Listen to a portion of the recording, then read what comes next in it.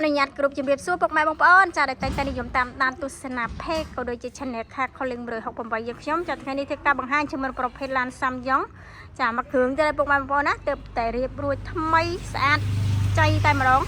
ចាជាមួយនឹងស្លាកលេខ 2AG ចាឡានស្អាតចា12កៅអី Super Turbo ខ្ពស់ចាពណ៌ខៀវសបអលឹកចាឡានស្អាតឡានសំណុំ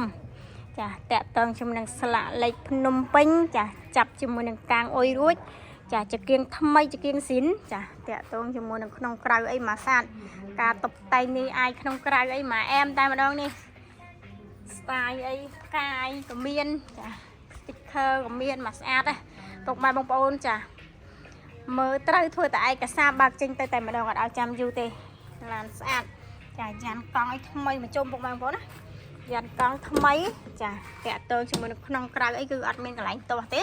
ចាតាក់តងជាមួយនឹងសុំដៃចកោតចារួចចាកម្រាស់តាប់ឡូរួចចាដំបូងជាប្រភេទដំបូង original តែម្ដងចាកៅអីគ្រប់គ្រាន់ចាឡានស្អាតឯកសារគ្រប់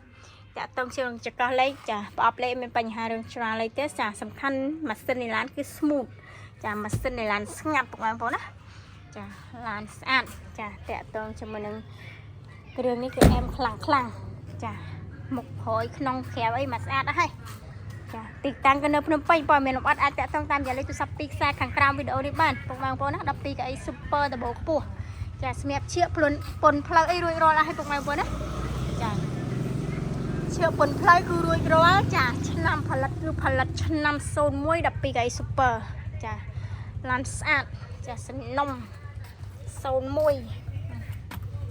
20កង់កាឡាកង់គេមាននេះឯងឡានស្អាតបងប្អូនណាចាប់អារម្មណ៍អញចេញមើលផ្ទាល់ចាសម្រាប់ទីតាំងគឺនៅភ្នំពេញចាខាងឈុកវ៉ាមួយម្ដុំចិត្តនេះចុះពីផ្លូវសាលាក្រេទៅនោះកັບសើបន្តិចមកដល់ឈុកវ៉ាមួយទ្វារគេក្លឹបហ្មងបងប្អូនចាតាក់តងជាមួយនឹងទីតាំងគឺនៅភ្នំពេញបងប្អូន12កៅអី Super Turbo ខ្ពស់ចាមកមើលគឺដឹងតែមិនខកជាងមិនខាតពេចាមិនខកចិត្តទេចាឡានសក្តីទឹកថ្នាំអីអែមចាក្នុងក្រៅអីមកស្អាតភ្លឹងហ្មងចាអត់មានកន្លែងតោះទេបងប្អូន01ឆ្នាំក៏វារៀងខ្ពស់ចាឡានក៏វានៅស្អាតចាតម្លៃក៏វាសមរម្យចា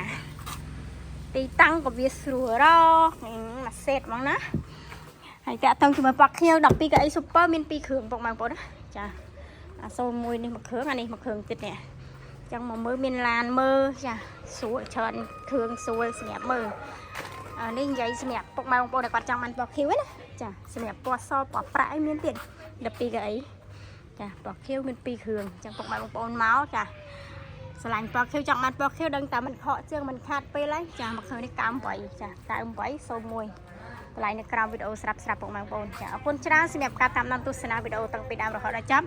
ចាកុំភ្លេចជួយធ្វើការចា like page ចាក៏ដូចជា subscribe channel ម្នាក់មួយចាដើម្បីទទួលបានព័ត៌មានថ្មីបន្ថែមទៀតអរគុណច្រើនជម្រាបលាបាយបាយ